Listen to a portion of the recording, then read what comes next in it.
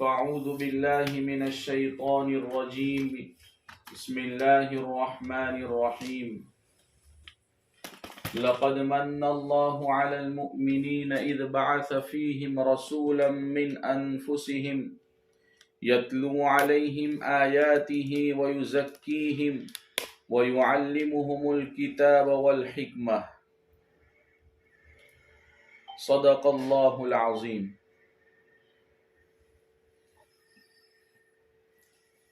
وقال النبي صلى الله تعالى عليه وسلم: خيركم من تعلم القرآن وعلمه، او كما قال رسول الله صلی اللہ تعالی علیہ وسلم. معزز علماء کرام، اللہ تعالیٰ کا بے حد فضل و احسان ہے، کرم ہے. اس نے ہم کو بہت ہی اہم مجلس میں شرکت کرنے کی سعادت عطا فرمائی، قرآن کی نسبت سے جمع ہونے کی توفیق عطا فرمائی، مکاتب دینیہ کی نسبت سے جمع ہونے کی توفیق عطا فرمائی. اللہ تعالی ہمارے اس جمع ہونے کو قبول فرماویں، پورے عالم میں ہدایت کے پھیلنے کا ذریعہ بناویں، قرآن کی صحیح تعلیم، دین کی صحیح تعلیم کے عام ہونے کا ذریعہ بناویں. معزز علماء کرام، اللہ تعالیٰ نے نبی کریم صلی اللہ علیہ وسلم کو جن اہم مقاصد اور کام کے لیے دنیا میں بھیجا، اس کو قرآن میں مختلف آیتوں کے اندر اللہ تعالیٰ نے بیان فرمایا ہے. ان مقاصد میں سے، ان کاموں میں سے اور ان آیتوں میں سے ایک آیت یہ بھی ہے جو بھی آپ کے سامنے تلاوت فرمائی.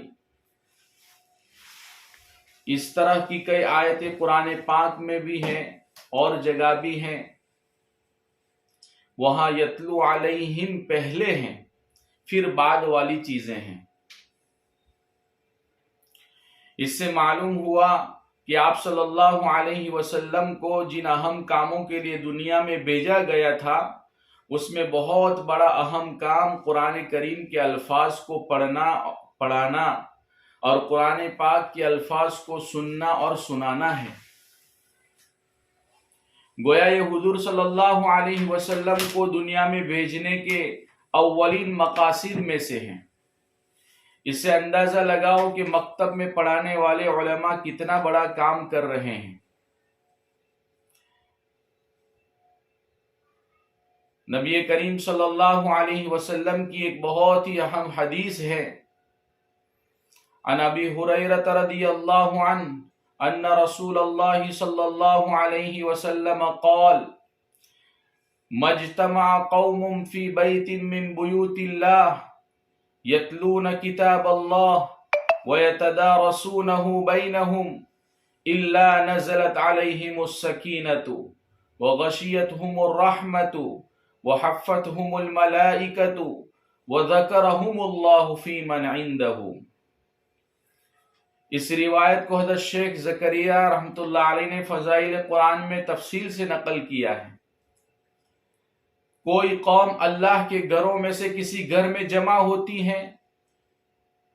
مسجد اللہ کا گھر ہے، مکتب اللہ کا گھر ہے، مدرسہ اللہ کا گھر ہے، خانقاہ اللہ کا گھر ہے، اور اس میں ہم جمع ہوتے ہیں، بچے آتے ہیں، ہم جاتے ہیں.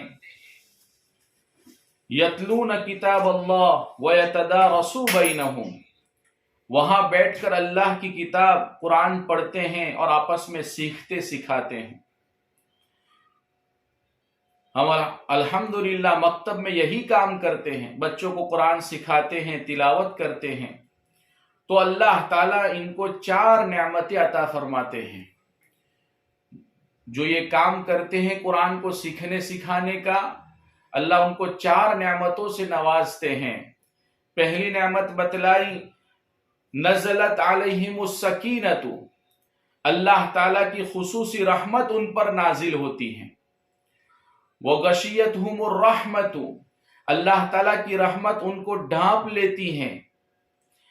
हफ़्फ़तहुमुल मलाइकतु, रहमत के फरिश्ते उनको घेर लेते हैं। ज़करहुमुल्लाहु फी मन इंदहु, और अल्लाह ताला फरिश्तों के सामने उनका तज़किरा करते हैं। तो ये 4 तरह के इनामात अल्लाह ताला उन उलमाए किराम को, उलमाए इज़ाम को अता फरमाते हैं जो मकतब के बच्चों को कुरान सिखाते हैं, पढ़ाते हैं। इसलिए सबसे पहले आप हजरात से एक दरख्वास्त ये भी करूँगा कि रोज़ाना जब आप बच्चों को पढ़ाने के लिए बैठें, चाहे घर पर हो या मदरसे में, तो ये नीयत ज़रूर करें कि मैं कुरान के हल्के में जा रहा हूँ और हल्के कुरान पर हदीस में फजीलत आई है, इसलिए मुझे इस फजीलत को हासिल करना है। ये नहीं कि मैं मुलाजमत कर रहा हूँ, नौकरी कर रहा हूँ, बच्चों को पढ़ाना है, जॉब कर रहा हूँ। हम ये नीयत न करें। हम ये नीयत करें कि मैं हल्के कुरान में जा रहा हूँ और मुझे ये फजीलत हासिल होगी। अगर हम रोज़ाना ये नीयत करेंगे तो हर रोज़ अल्लाह ताला हमको ये 4 फजीलतें अता फरमाएंगे। ये अल्लाह की रहमतें और बरकतें हमें नसीब होगी। आज दुनिया के अंदर कौन सबसे अच्छा आदमी है, बेहतरीन आदमी है, उसको समझाने के लिए अलग अलग मेयार हैं। कोई ये समझता है जिसके पास दौलत है वो अच्छा और बेहतरीन आदमी है। कोई समझता है जिसके पास ओहदा है वो अच्छा आदमी है। कोई ये समझता है जिसके पास ताकत और पावर है वो अच्छा आदमी है। ये दुनिया वालों की सोच है। लेकिन अल्लाह के आखिरी नबी हजरत मोहम्मद सल्लल्लाहु अलैहि वसल्लम की सच्ची जुबान से सुनिए कि रोए जमीन पर बेहतरीन आदमी कौन है। तो फरमाया खैरुकुम मन तअल्लमल कुरआन व अल्लमहु, तुम में से अच्छा और बेहतरीन आदमी वो है जो कुरान सीखता और सिखाता है। सुबहान अल्लाह। इस हदीस की रोशनी में हम इस दुनिया के सबसे अच्छे और बेहतरीन इंसान हैं। इसलिए अपने आप को कुरान की निस्बत से सबसे खुश नसीब और अच्छा इंसान समझो। अपने आप को हकीर और मामूली न समझो। अल्लाह ताला हमें हमारी इस खिदमत कुरान की कदर नसीब फरमावे। एक ताबीई हैं अबू अब्दुर्रहमान अब्दुल्ला इब्न हबीब अस्सुलमी अत्ताबीई रहिमहुल्लाहु ताला।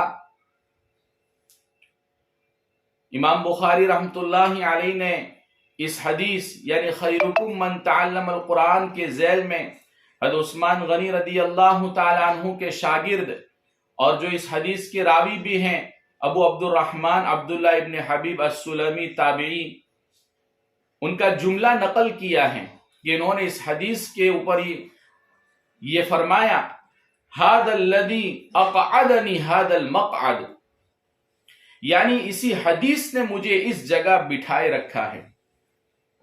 इसी हदीस की वजह से मैं ये खिदमत कर रहा हूं और बच्चों को पढ़ाने का ये सिलसिला मेरा जारी है और इसी वजह से मैं इसी को लेकर बैठा हुआ हूं।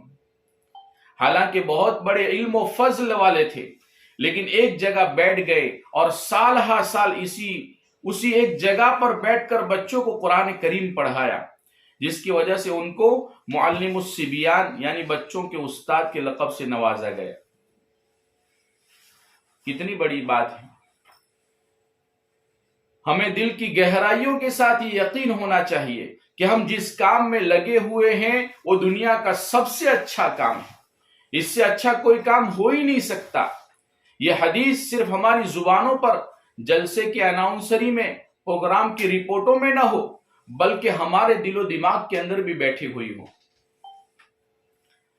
आज दुख की बात है कि हमारे हुफ़ाज़, उलमा, मुदर्रिसीन, अइम्मा ने खैरुकुम मन तअल्लमल कुरान व अल्लम वाली हदीस को सिर्फ जुबानी हद तक क्या है बाकी रखा है। लिहाजा हम सबको अपने अंदर यकीन पैदा करना है کہ قرآن کی تعلیم و تعلم کا جو کام ہم لوگ کر رہے ہیں اس سے اچھا کام دنیا میں ہو ہی نہیں سکتا۔ اللہ کی نظر میں جو سب سے اچھا کام ہے اس میں ہم لوگ اللہ کے فضل و کرم سے لگے ہوئے ہیں۔ اس کا یقین دل و دماغ میں پیدا کرنے کی بہت سخت ضرورت ہے۔ اللہ تعالی ہمیں اس کا کامل یقین نصیب فرماوے، اور اللہ تعالی ہمیں آخری سانس تک خادم قرآن بنا کر اللہ تعالی خدمت میں لگائے رکھیں۔ تو معزز علماء کرام، آج کی ہماری یہ مجلس کا مقصد جو ہے مکتب کی تعلیم کے سلسلے میں ہے کہ مکتب کی تعلیم کیسے اعلیٰ سے اعلیٰ ہو۔ مکتب میں پڑھنے والے بچے کس طرح صحیح طرح دین کی تعلیم لے، صحیح قرآن پڑھ سکے، صحیح اردو پڑھ سکے، اور دین کی ضروری چیزیں ان کو صحیح طریقے سے ان کے دل و دماغ میں اترے۔ تو آج ہم اس کے مذاکرے کے لیے جمع ہوئے ہیں۔ تو انشاءاللہ آپ کے سامنے اس سلسلے میں بہت ہی اہم باتیں پیش کرنا ہے۔ اللہ کی ذات سے امید ہے کہ یہ باتیں ہم سب کے لیے نافع اور مفید بنیں۔ تو سب سے اہم چیز یہ ہے کہ پڑھانے والے معلم اور استاد کو چاہیے کہ سب سے پہلے اپنے اندر فکر پیدا کریں کہ مجھے اپنے کلاس کے بچوں کو ٹاپ بنانا ہے، مثالی بنانا ہے، مجھے اپنے بچوں کو صحیح قرآن پڑھانا ہے۔ جب ہماری نیت جتنی اچھی ہوگی، ہمارے اندر جتنی اچھی فکریں ہوگی، اتنا ہی ہمارے بچوں کے اوپر اثر پڑتا ہے۔ اس لیے ایک معلم کا مفکر ہونا بھی ضروری ہے کہ وہ اپنے کلاس کے بچوں کی فکر کرے کہ میرے کلاس کے تمام بچے کیسے صحیح قرآن پڑھنے والے بن جائے۔ اگر ہمارے دل میں فکر نہیں ہوتی ہے تو پڑھانے والا ایک قاری قرآن ہوتا ہے، کلاس میں پڑھانے والا استاد قاری قرآن بہترین تلاوت کرتا ہے، لیکن اس کے کلاس کے بچے ایک دم غلط قرآن پڑھنے والے ہوتے ہیں، اور اسے اس کا احساس بھی نہیں ہوتا کہ میرے کلاس کے بچے اس قدر لحن جلی کے ساتھ قرآن کی تلاوت کر رہے ہیں۔ تو یہ بے فکری کی علامت ہے۔ جس طرح صحیح قرآن پڑھنا ضروری ہے، اسی طرح صحت کے ساتھ صحیح قرآن پڑھانا بھی ضروری ہے۔ یہ ہم سب علماء کرام جانتے ہیں۔ تو اس کے لیے ہمیں فکر کرنے کی ضرورت ہے۔ جس طرح میں صحیح قرآن کی تلاوت کرتا ہوں، میرے بچے بھی صحیح قرآن پڑھنے والے بنے، صحیح ناظرہ خوانی ان کی ہو، ان ناظرہ خوانی کی صحیح صلاحیت ان کی بنے، اس کی مجھے اور آپ کو فکر کرنے کی ضرورت ہے۔ آج دنیا کے اندر ہم دیکھتے ہیں، دنیاوی ڈگریوں کے اندر جو انسان ہوتا ہے اس میں اتنا ماہر ہونے کی فکر کرتا ہے۔ انجینئر اپنی انجینئرنگ کے اندر ماہر بنتا جاتا ہے، اس میں محنت کرتا ہے، تجربہ حاصل کرتا ہے۔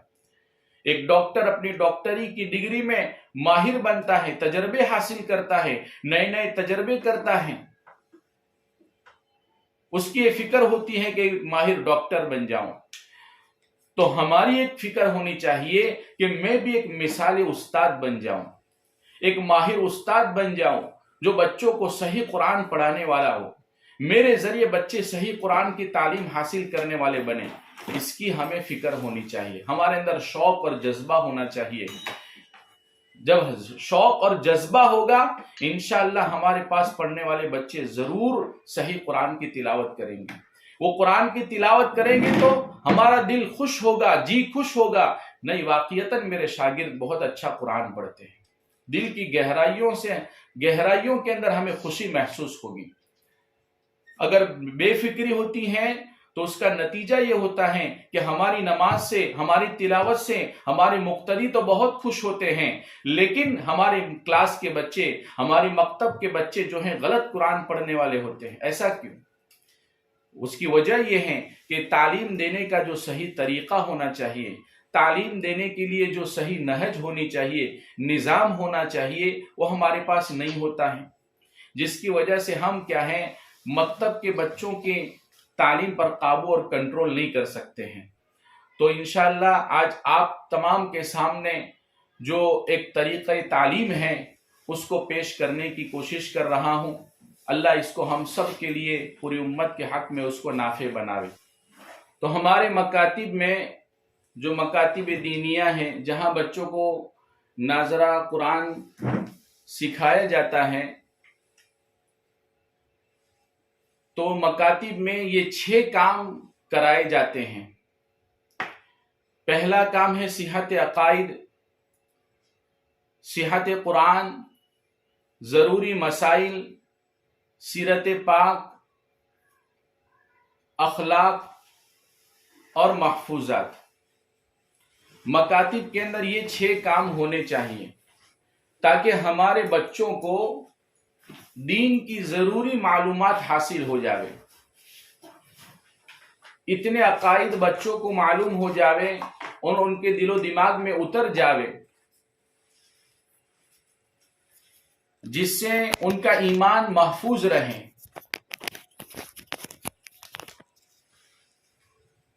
صحت قرآن، اس پر بھی اتنی محنت ہونی چاہیے کہ بچے کے اندر ناظرہ خوانی کی صلاحیت پیدا ہو جائے، وہ صحیح باتیں سیکھنے کو ملیں گی تو انشاءاللہ وہ بڑے ہو کر جو ہیں ماں باپ کی خدمت گزار بنیں گے، رشتہ داروں کے حقوق ادا کرنے والے بنیں گے، دین کا کام کرنے والے بنیں گے، دین کے کام میں اپنا وقت لگانے والے بنیں گے۔ یہ مدرسے کی اور مکتب کی تعلیم کی یہ برکت ہوتی ہے جس کی وجہ سے بڑے ہو کر بھی وہ کیا ہے اپنا وقت صحیح جگہوں پر لگاتے ہیں۔ اور محفوظات، وہ چیزیں جو روزانہ کی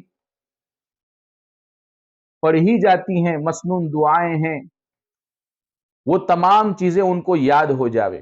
نماز میں پڑھنے والی چیزیں، وظائف نماز وغیرہ ہیں، وہ ان کو اچھا صحیح یاد ہو۔ تو محفوظات میں کتنی چیزیں یاد کرائی جاتی ہیں وہ انشاءاللہ آگے پروگرام کے اندر آپ کو بتایا جائے گا۔ ابھی انشاءاللہ ہم شروع کرتے ہیں صحت قرآن سے۔ صحت عقائد کے لیے جو ہیں، صحت عقائد کے اندر بچوں کو جو کتاب پڑھائی جاتی ہیں اس میں عقائد ہوتے ہیں، تو استاد اس کی بھی فکر کرے کہ بچے کو جب وہ عقیدہ پڑھائے تو خالی زبان سے بچہ بول کر آگے نہ چلا جاوے، ہم نے پڑھا کے آگے چلے گئے، روزی کون دیتا ہے؟ اللہ دیتا ہے، ہم اتنا پڑھا دیا پھر آگے چلے گئے، ایسا نہ ہو، بلکہ بچے کو سمجھاوے بچوں کی زبان کے اندر بھی کہ ہم کو پالنے والا، ہم کو رزق دینے والا، ہم کو تندرستی دینے والا یہ کون ہے؟ اللہ تعالیٰ ہے۔ ایک اللہ سے ہونے کا یقین جو ہے بچوں کے دل و دماغ میں بیٹھے، اس کے ایک استاد کو فکر کرنے کی ضرورت ہے۔ دوسرا کام ہے صحت قرآن۔ اب صحت قرآن کے لیے جو ہیں بہت ساری چیزیں ہیں کہ قرآن صحیح کب ہوگا،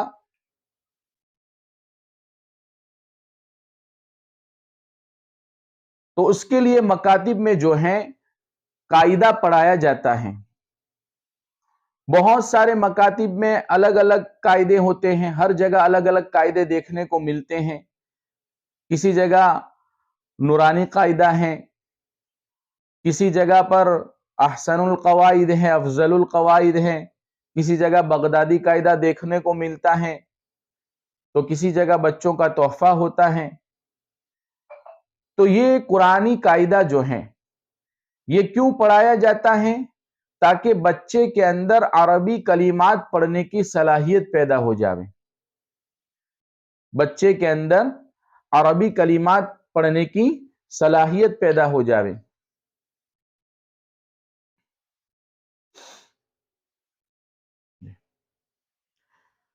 اب یہ قاعدہ جتنے اچھے طریقے سے پڑھایا جائے گا بچے کے اندر اتنی اچھی صلاحیت پیدا ہوگی۔ اکثر مکاتب میں آپ لوگوں نے دیکھا ہوگا بچوں کو قاعدے کی مثالیں رٹائی جاتی ہیں، تختی کے حروف رٹائے جاتے ہیں، جس کی وجہ سے بچہ جو ہے اس کے اندر کلمہ پڑھنے کی صلاحیت پیدا نہیں ہوتی ہے۔ تو یہ رٹانے کا جو طریقہ ہے یہ مفید نہیں ہے۔ چند دن تک اس کو وہ کلمہ یاد رہتا ہے، پھر وہ اس کو بھول جاتا ہے۔ پھر جب آگے پاریم کے اندر پہنچتا ہے اور پاریم کی صورتیں اس کو پڑھائی جاتی ہیں، تب وہ خود ان صورتوں کو جو ہے حل کر سکتا نہیں ہے۔ پھر مجبوراً استاد اس کو کیا کرتا ہے؟ صورتیں رٹانا شروع کرتا ہے اور ایک ایک آیت کا سبق دیتا ہے، اور وہ آیت بھی اس کو رٹ کر یاد کرنی پڑتی ہیں، رٹ کر یاد کرائی جاتی ہیں۔ اس طرح قرآن پورا کرنے کی کوشش ہوتی ہے۔ بچہ جب مکتب سے فارغ ہوتا ہے، کچھ ہی مہینوں کے اندر، 1 یا 2 سال ہی کے اندر وہ قرآن پڑھنا بالکل بھول جاتا ہے۔ یہ کیوں ہوا؟ کہ قاعدے کا جو کام ہے، قرآنی قاعدہ پڑھانے کی جو ترتیب اور طریقہ ہونا چاہیے وہ صحیح نہیں ہوتا ہے۔ تو ہمیں اس کو صحیح طریقے سے پڑھانے کی ضرورت ہے، جس کے نتیجے میں بچے کے اندر ناظرہ پڑھنے کی صلاحیت پیدا ہو۔ ہم قاعدہ اس انداز سے پڑھاوے، اس طریقے پر پڑھاوے کہ بچہ خود قرآن کے کلمات حل کرنے والا بن جاوے، قرآنی کلمات حل کرنے کی صلاحیت اس کے اندر پیدا ہو جاوے۔ اس ترتیب سے ہمیں قاعدہ پڑھانے کی ضرورت ہے۔ تو وہ قاعدے میں جو کام ہے، ان میں پہلا کام ہے حروف کی شناخت۔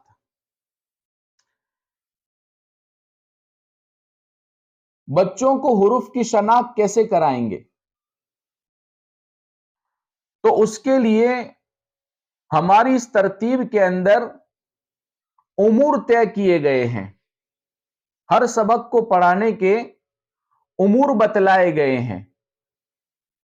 اس امور کے مطابق جو ہیں بچوں کو حروف کی شناخت کرائی جاتی ہے۔ تو یہ آپ کے سامنے اسکرین پر ہے کہ بچوں میں عربی کلمات پڑھنے کی صلاحیت پیدا کرنا اور بچوں کو اللہ کے کلام سے جوڑنا ہے۔ یہ قاعدہ پڑھانے کا مقصد ہے۔ ایک معلم کو اس میں نیت بھی کرنی چاہیے کہ جو تختی پڑھاتا ہو یا قاعدہ پڑھاتا ہو، اس کی یہ نیت ہونی چاہیے، میں بچوں کو اللہ کے کلام سے جوڑنے کی محنت کرتا ہوں، یہ اللہ تو آسان فرما، قبول فرما۔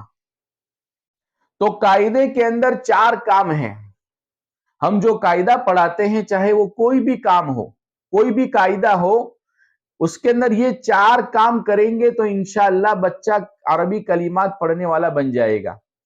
تو پہلا کام ہے حروف کی شناخت۔ بچوں کو اچھی طرح سے حروف کی شناخت کرائی جاوے۔ دوسرے نمبر پر ہے اعراب کی شناخت اور اس کے مطابق الفاظ کی خواندگی۔ حرکات، تنوین، جزم جو اعراب کہے جاتے ہیں، اس کی پہچان اچھی طرح بچوں کو کرائی جاوے تاکہ اس کے مطابق وہ کلمہ پڑھنے والے بن جاوے۔ تیسرا کام ہے علامات کی شناخت۔ علامات، حرکات، حروف مدہ، حرکات مدہ اور تشدید، جس کو علامات کہا جاتا ہے، اس کی شناخت اور پہچان بچوں کو اچھی طرح کرائی جاوے۔ اور چوتھا کام ہے قواعد کا فہم اور اس کا استعمال۔